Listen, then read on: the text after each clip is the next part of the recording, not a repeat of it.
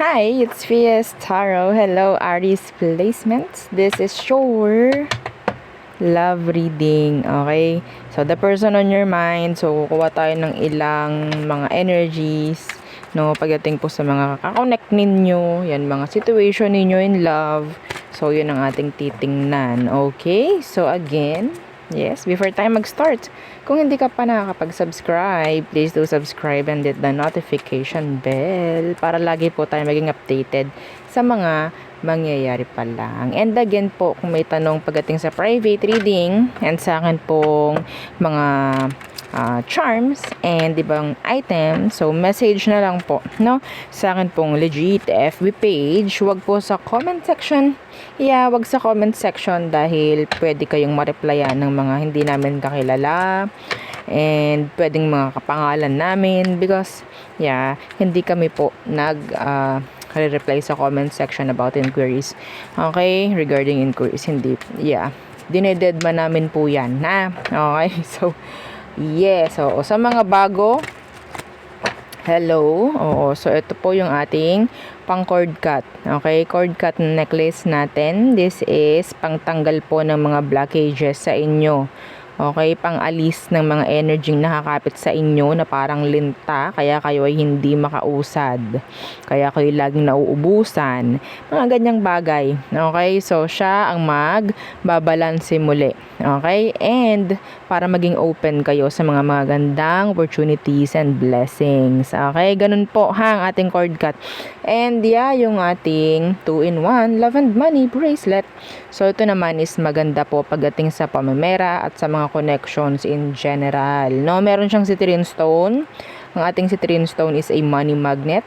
So kung ikaw ay kumikita ng sabihin natin 1,000, no, sa isang araw, may chance na madagdagan pa. Syempre, okay, ganun po ang claim. Claim nyo nang i-claim na kayo is mas madadagdagan kasi meron naman na kayong ganito. Yung mga may-ari na. Okay, so yun po isang guide para kung paano gamitin itong mga charms natin. Anyway, so kung lalaki ka, gusto mo nang gumamit ng ganyan, pwede mo siyang ilagay sa red pouch, wala namang problem. And yung mga nagkaka-interest naman kay granter necklace. So si granter po, dito kayo pwedeng mag-wish, mag-manifest, and siya na bahalang mag-grant. Okay? Ano pong pwede, kahit ano, basta alam nyong hindi po makakasama. Okay? And ilang wish po ang pwede, kahit ilan. Okay po, kasi under naman na ng pangalan mo kung ikaw is mag-purchase ng granter.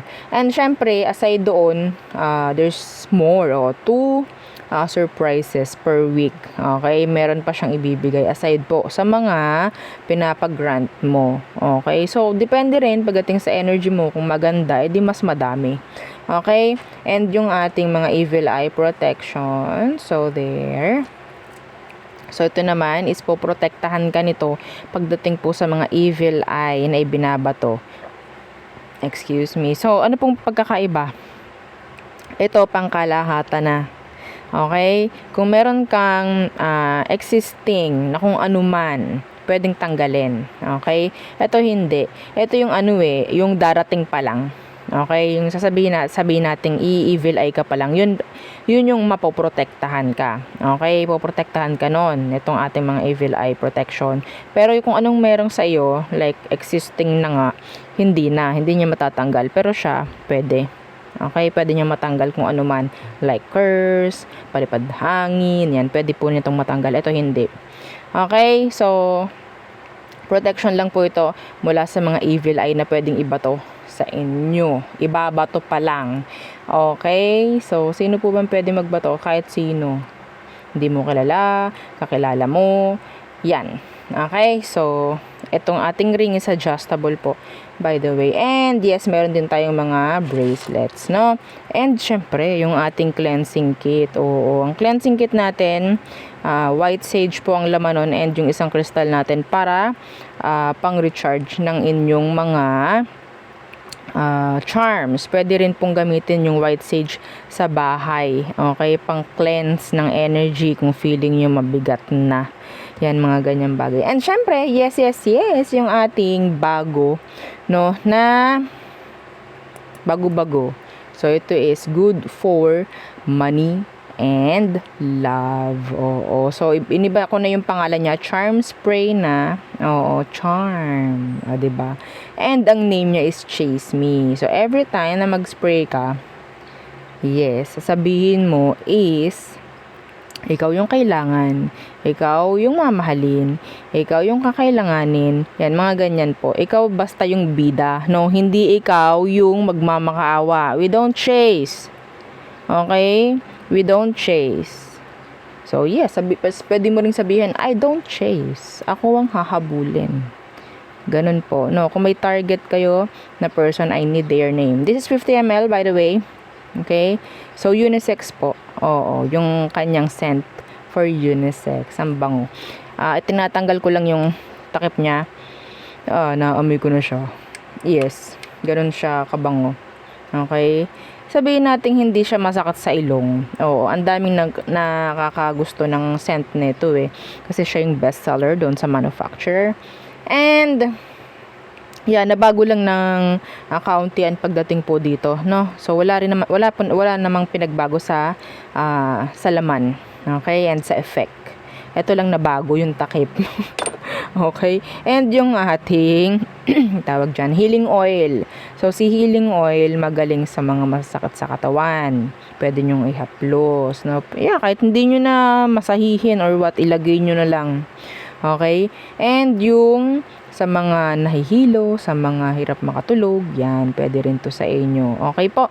And ano pa ba? Sa mga may mutya. Yan, pwede po itong panglangis sa mga mutya. Huwag nyong kawawain yung mga mutya ninyo, ha? Kasi para silang tawag dyan, natutuyo. Ha? Huwag nyong tuyuin. Yes, kung may mga gabay yan, kawawa sila. Okay? Talagang kailangan po na nilalangisan ng mga mutya. Opo. No. So, yeah, let's see the person. The person on your mind, Aries, who is this? Again po, ha, kung may tanong, mag-message lang po. PM. Okay? Okay, let's see. Yeah, tubig-tubig lang tayo. Okay. So, Aries placements, the person on your mind. So, sino to? Who is this? The Emperor Universe. So, yung taong tinalikuran mo. Pwedeng tinalikuran mo. Meron din akong unang narinig na tumalikod sa responsibilidad. Okay? So, anong kailangan mong malaman? Could be a boss. Some of them. Hindi sila marunong. Iba po ha. Pwedeng meron silang mga hindi talaga ma-manage ng tama. Okay? Not for all, pero yeah. Anong kailangan mong malaman sa kanya? Hindi ko alam kung separated na ba kayo or what. Kayo ba ay magkasama pa? Let's see. Pasuko na. Oo. Pasuko na yung iba. Iba sa inyo, pwedeng nandyan pa physically, pero parang wala na. Okay? Parang wala na rin kayong kasama kasi walang silbi eh. Yeah. Walang silbi. Okay? Parang shinolder nyo na lahat. So, iba sa inyo, pwedeng ikaw yung tumalikod sa kanya. Okay? So, sa ngayon, iba sa kanila, kailangan mong malaman, I don't know, kailangan mong malaman, pero ang nakuha ko sa kanila, pwedeng wala pa rin nangyari sa kanila. Wala pang improvement. Yeah. Tingnan natin. Ayokong tingnan yung emosyon eh. Gusto kong tingnan yung next action nito pagdating sa'yo. Anong next action nila? The Eight of Cups. Okay. Anong meron sa Eight of Cups na yan? Aside sa gusto nilang bumalik. Oo. Anong meron dyan? Bakit? The Tower. Hindi nila kaya yung separation. Hindi po nila kaya yung separation or pagkakahiwalay. Pwedeng kailangan ka ng taong to. Okay? Kailangan ka. Lalo na kung ikaw po yung lumayo. Madam, ayoko ng pabalikin yan. Yeah, it's up to you. It's your decision. Okay, hindi ko naman sinabi na pabalikin mo or what. Sinabi lang natin na itong taong to is gusto niyang bumalik. Kahit dahil hindi niya kaya yung situation niya. Okay? So, advice. Itingin pa tayo ng iba. Oo, na ibang connection. Ace of Cups. This is self-love. Self-worth. Okay? Self-care if ever. Forgiveness. Kung kaya ng iba sa inyo na magbigay ng forgiveness, mas maganda magbigay kayo ng forgiveness kahit hindi po hinihingi. Okay? Kasi para rin sa inyo yan. Para rin sa ikaaangat ng inyong energy. Okay? Yeah. Yeah, forgiveness. This is forgiveness. Yes. So, hanggat maaari, kung ayaw mo na pabalikin, pwede. Basta maging magaan yung energy, maging magaan yung sitwasyon ninyo. Hindi po sinasabi kung pababalikin nyo ba or what, tatanggapin mo ba or what, it's up to you. Pero ang importante po dito is magkaroon po ng kagaanan po pagdating sa sitwasyon. Kung ano pong makakagaan, yun po ang inyong bigyang pansin, no? Okay, so who else? Who else? Aries. For Aries. Aries placements. Sino ito? Or anong situation nyo, rather? Okay. Anong situation yun, person? Right now? Oh, Page of Cups. The Four of Swords. So, I think this person is reaching you out. Okay? Nagme-message sa'yo. Yeah, ito na naman siya. May nagme-message sa'yo. Pwedeng nahingi siya ng patawad, nahingi siya ng dispensa, yan, mga ganyan. In-end niya yung no contact. Kung sakali mang may no contact na nangyari.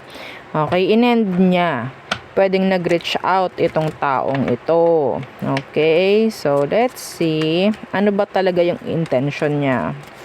Bakit siya nag-reach out? What's their intention? Deep, deep down. Okay. The Moon universe. They are sad. They are sad.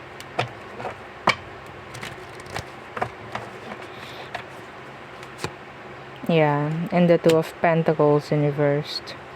I think parang may narinig ako, walang natanggap sa kanya. Kundi ikaw lang ang makakaintindi. Kaya nandyan siya.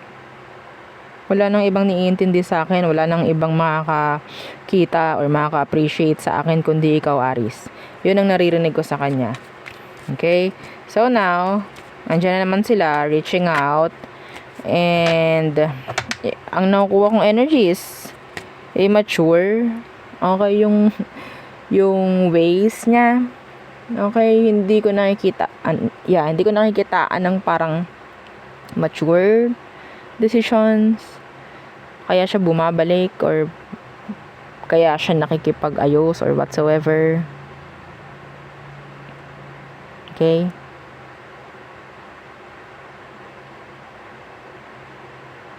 Yeah. Yun lang ang nakikita ko sa kanya. Tingnan natin, emosyon. Ano talaga ang emosyon nito sa'yo?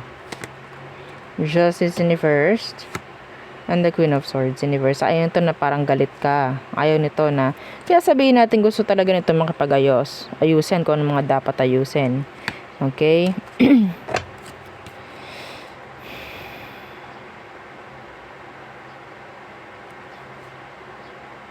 Pero eto nakukuha ko sa kanya na hindi ito magiging consistent kung sakali man po na talagang lagi mong hindi pinapansin. Yeah. Para kasing nadadali mo or nasasagi mo yung ego at pride niya. Yeah. Nandun yung parang nagiging soft siya, pero hindi niya kakayanin yung palagi. Yung palagi mong pag-cut off. If ever. Yung parang hindi mo siya binibigyan ng chance or what. Okay? I'm hearing infidelity here. Kung nakikitaan ka niya na parang hindi mo na siya talaga kayang pagkatiwalaan, then hindi niya ito itutuloy. Yeah.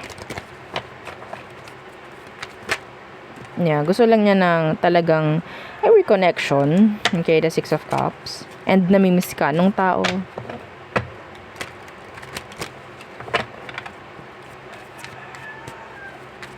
Advice.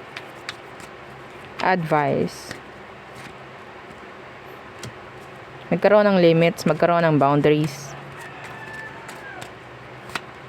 Yeah, and the King of Pentacles inversed. This is, sabihin nating,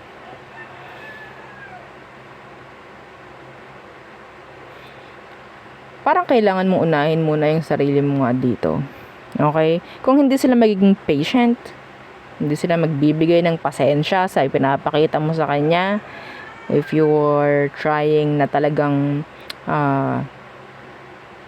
ingatan lang yung sarili mo this time, then kaya hindi nila nakikita, siguro nga wala silang hindi sila dapat bigyan ng chance kung sakali.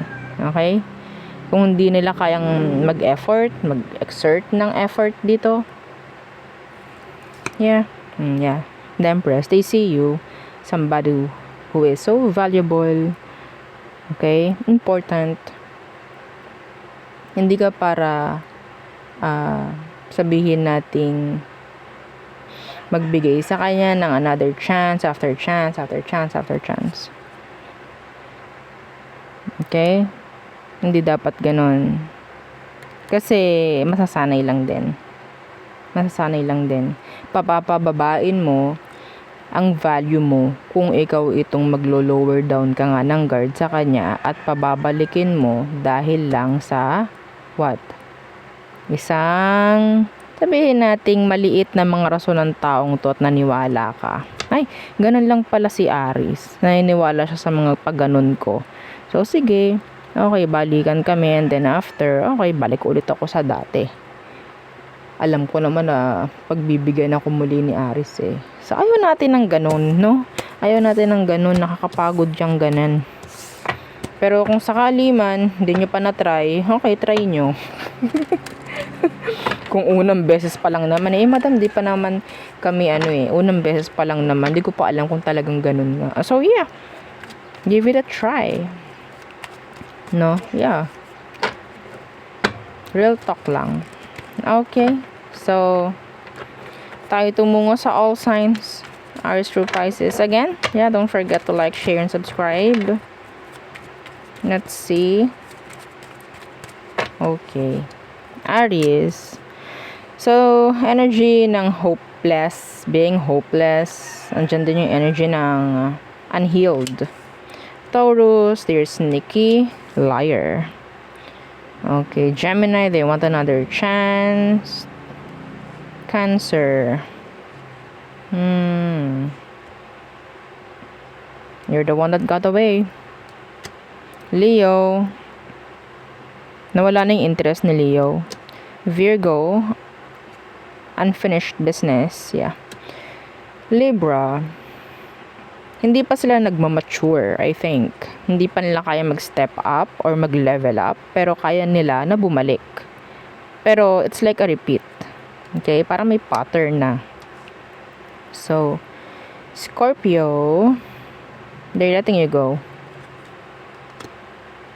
Sagittarius, they want another chance with you. Capricorn, they want reconciliation.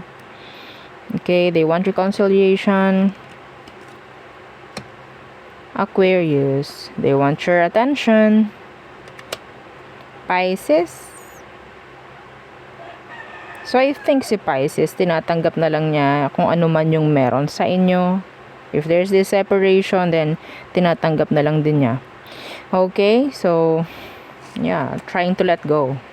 Yeah. So, yun ang aking reading for you, Aries placements. Again, please don't forget to like, share, and subscribe. And follow our FB page. And use nating YouTube channel na nasa description box below. Again, thank you. Goodbye.